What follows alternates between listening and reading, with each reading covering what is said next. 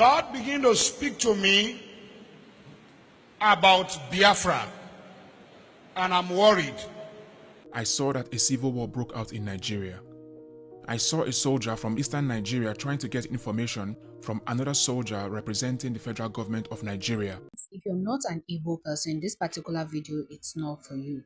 And please, if you know someone that is an Igbo, please help me share this particular prophecy, declaration, and warning from the man of God to Igbo individuals. This particular prophecy concerns Biafra, and a lot of Nigerians don't want to hear Biafrans with other ethnic groups that are not Igbos. So if you're an Igbo person, this particular prophecy is for you. Pay attention, listen carefully to these videos, then I'll be back after the man of God has spoken. So let me let you watch what the man of God has to say concerning Biafra. Begin to speak to me about Biafra, and I'm worried. I stopped somewhere last month, and I'm going to throw a little light on another one. And I pray that the authority concerned should listen to me.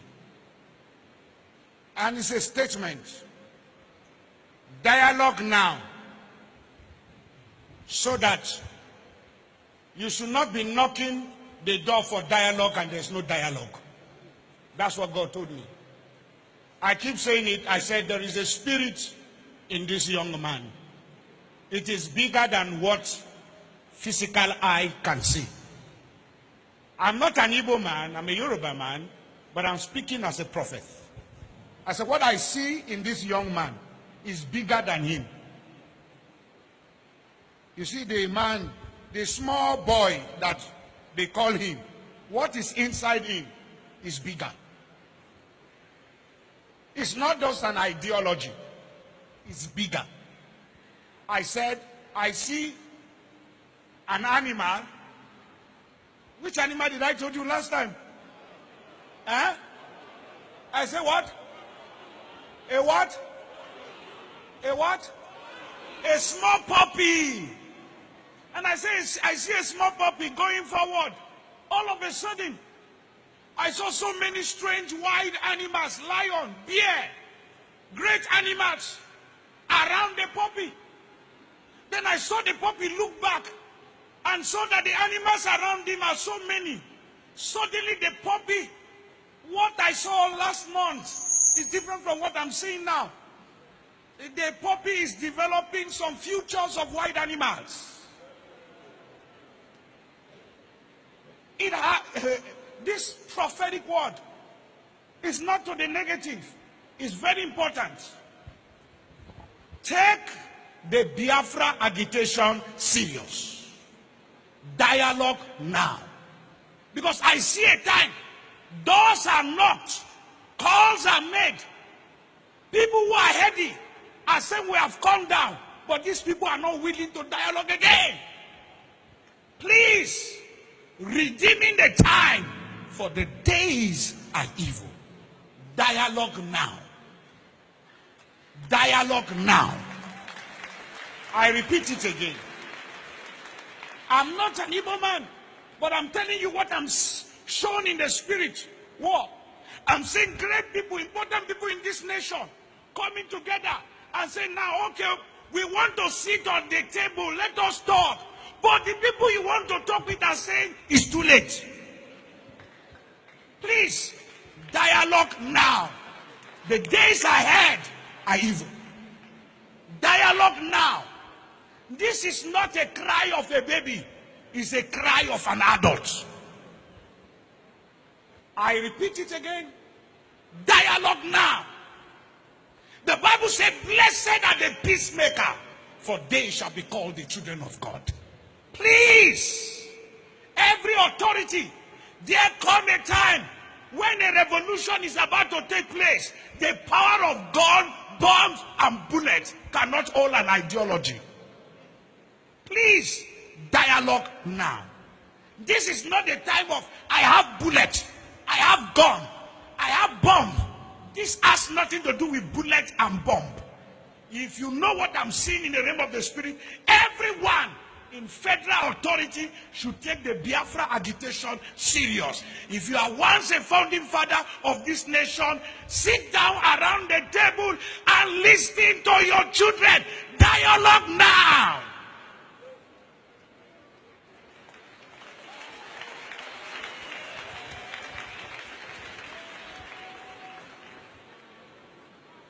This is not the time to arrest anybody. It's the time to hear the cry of the people. Dialogue now. Because he's going to be the last resultant solution at the end. But when you are asking, when the king comes down from his throne and he's saying, I'm ready to talk, and everybody is throwing stone at you, then you will know that it is important to dialogue with honor and prestige and go out and there is peace in the land. I saw that a civil war broke out in Nigeria. I saw a soldier from eastern Nigeria trying to get information from another soldier representing the federal government of Nigeria who was standing by an armored vehicle. They were not allies in the war. At least only the eastern soldier knew that. He extracted an information from a soldier representing the federal government. The information extracted was the address of a place. After he got the address, he went to report to his commanding officer. The commanding officer inquired of him if he was asked what army he belonged to while getting the information. He said no. In other words, that soldier and those in his army representing the federal government seemed nonchalant and slow to act. I was lamenting why the government did not act quickly. They could have acted quickly to mount garrisons at the areas of significance to ensure peace and safety and prevent the army of the East from spreading their soldiers strategically, but they were too slow to act. As a caveat, this vision does not imply that our brothers from the East are the enemy, but this serves as a reminder of the Biafra civil war, and we are being called to make sure such waste of life does not repeat itself. The contrast in this dream was that the soldiers from eastern Nigeria were strategic, whereas the federal government and its army were laid back and were waiting to react. By the time they decided to send soldiers to mount their duty posts, they could not go too far because the opposition had already taken over the significant areas. After recording this dream, I knew it was incomplete because I was not given a solution. I began to wonder what should be done. The burden I received was that my next dream would clarify this. I later received direction on how the church was to approach the matter. In the vision I received next, I was given a time slot in a church to lead prayers for the nations. One song of the Spirit was being sung all through the dream. In the church in prayers, I and my associate went to look for seats to sit down, but most chairs were occupied. We came to one and two very big people had taken most of the space. I could only sit, but my associate could not. And then I woke up. Nigeria is so close to entering its prophetic destiny. Therefore, there is a contention over the nation in the spirit. I also saw that God gave us a guide to follow in Hebrews 5 verse 7. And it says, who in the days of his flesh, when he had offered up prayers and supplications, with vehement cries and tears to him who was able to save him from death, and was heard because of his godly fear. This is a call to pray for the peace of Nigeria. The Lord expects us to tarry in the place of prayer consistently for this. The church cannot afford to give in to lethargy. Let us not be weary and tired of praying for Nigeria. Her salvation is near. Let the watchers mount up their watchtowers. Let the watchmen mount up their city walls. I pray this burden to tarry in prayers to avert this war burns everywhere in the Nigerian church. Let us stand in the gap until the will of the Father for Nigeria is done. We are so close to Jubilee. In the prophetic calendar of Nigeria, period of restoration, equalization, and redistribution. The efforts of the fathers shall not be undone. Let us stand in the gap. Guy again. It's called Nnamdi Kanu. My father and I were talking. I'm saying some things like that guy, his internal organ has been affected because my father was showing me poisonous substance they were able to put in his food to make him die slowly. But see that Almighty doesn't want him to die according to the plan It's more than Biafra issue. It is deep. In fact, it's deep. There's some certain people that want him out at August. So now he's held for different charges. But my father is saying that he will help that man. My father is saying he will help him. The way they want him to die is not the way my father wants. My father has decided to just add just small time for him. Small, mark my word, small time for him. Nnamdi Kanu, I don't know him, I've not met him. They say he's leader Biafra, and my father said he knows about Biafra. And this to some of you who say Biafra, not Biafra. I am not a pro Biafra or whatever Biafra. I'm just the priest of Cedar Altar. I don't know, but Biafra will come. I don't know when, but Biafra is on its way coming. Nnamdi Kanu is not the one that will bring Biafra into full-blown light. But Nnamdi Kanu will be used as a Moses. There is a Joshua that is already on ground, that has been picked by Jehovah God. And immediately Nnamdi Kanu finishes his assignment, because he's on assignment. Whether he's doing it right or wrong, my father said he's on assignment. There's some things he talks that I personally don't agree with him. There's a way he talks I don't like. But he's on assignment he was created for. Mark this word I said today. There's a Joshua that will take over from Nnamdi Kanu. That Joshua will be the one that will lead Biafra into their land. Biafra will later become a nation of his own. It's not too far from now. And there will not be war, but there will be shedding of blood. But Biafra will come. The president that will bring Biafra is coming. It's coming. I told you, it's half west, half east. I've been saying it since many years, 2 years, right? So, as an able individual or person, or Biafra as you may call it, watching this particular video to this point, what do you think? What are your thoughts after hearing what the man of God has to say? Please drop it at the comment section below. But there is one particular question that I want to also ask for educational purpose to clear a lot of things. If you're an able person in this place, please you can answer at the comment section. No insult, please. I'm just asking an honest question to just educate myself. Do you think actually dialogue with the Nigerian government, if the Igbo people should do now, it's going to actually bring Biafra? Or do you think actually waging war with the Nigerian government is what is going to bring Biafra? Or you're going to wait for the next 100 years before Biafra will come? Which one do you think? Please let me know at the comment section. But there are some few things I want to actually say after hearing what the man of God has to say, what Prophet Joshua Igila has to say, and the other two men of God also has to say concerning this whole scenario. I think dialogue with the Nigerian government, I know that it's not actually going to yield any maximum result, but I feel like the Nigerian government are overlooking the Igbos, and they feel like, oh, they can't do anything, this, that. The truth is that this is not 60 something years ago, I'll be 50 something years ago. The Igbos are well prepared, well educated, and well exposed, and well strategized this time around. I think whatever the Nigerian government brings to their doorstep, they can actually handle it this time around. So I wouldn't want that to happen. So it is time for the Nigerian government to sit at the round table, talk to these people amicably, give them what belongs to them. It's not everything that you think, oh, you just overlooked it or you sweep it under the rug. The truth is that a lot of us Nigerians in Nigeria are going through a lot. As a Nigerian living in Nigeria, we are all going through a lot. even those outside Nigeria. We are being criticized by our government, we are being criticized by the choices other people make in their day-to-day life. Nigerians are bad, Nigerians are corrupt, Nigerians are thief, Nigerians are this, that. Forgetting about the sweet part of Nigeria, the creative part, the educated part of Nigerians, the innovative part of Nigerians. They don't see those things. Is actually the bad one that they want to dig out, and they don't like us. You get, if you're someone that you have actually been outside the shore of Nigeria, you understand what I'm talking about. See, forget about the Western world.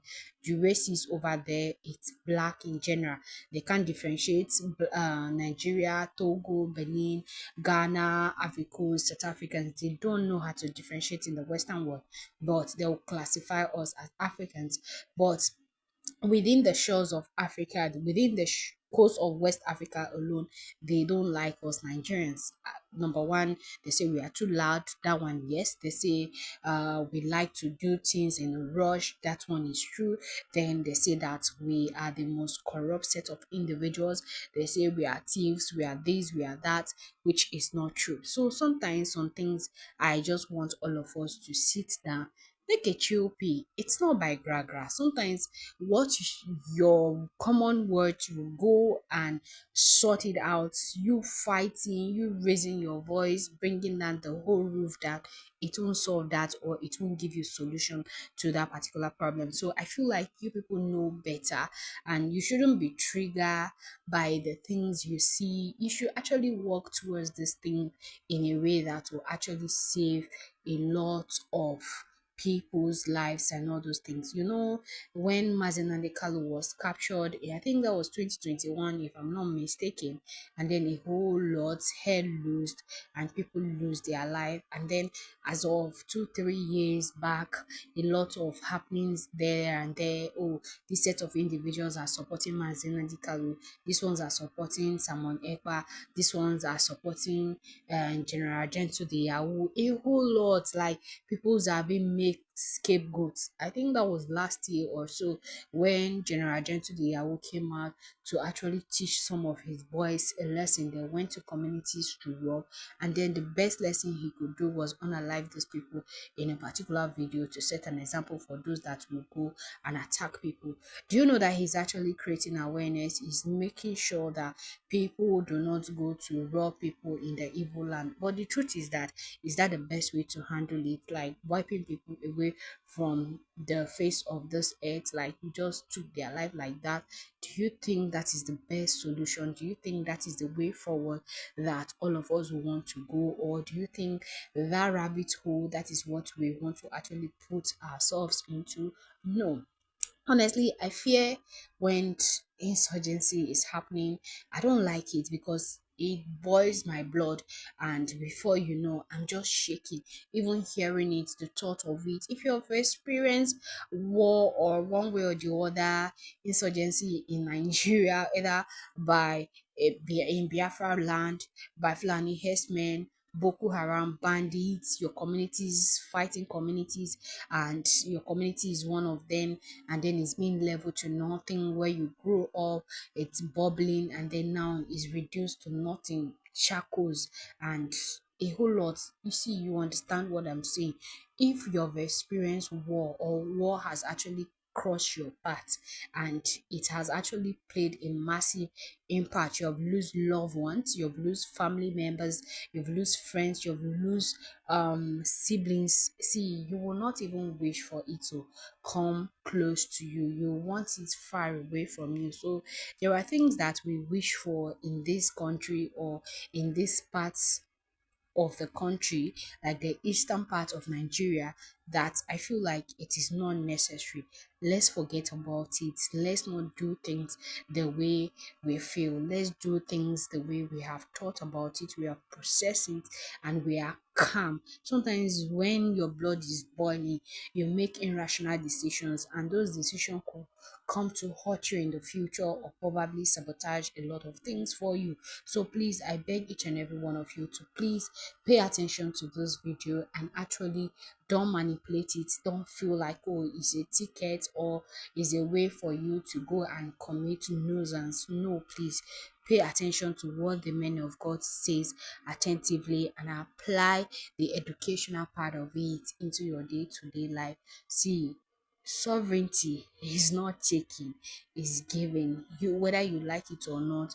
I don't know the dictionary that you went to get your meaning from, but I understand that some things are being fought for, while some things are being talked into giving it to you or handing it over to you. That is what I just see in the issue of Biafra and the Nigerian government. And Nigerian government is taking this thing like a child's play. Honestly, when it's going to hit them, it's going to hit them massively. But that is just what my take is on this particular video.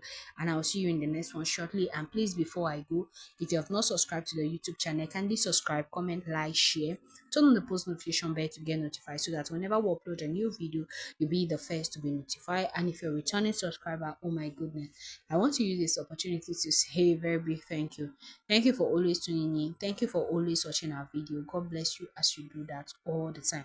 And please help me share this video across all social media platforms. Share to your family and friends on WhatsApp. Share to Igbo groups for them to be aware of what the men of God are saying. And I'll see you soon.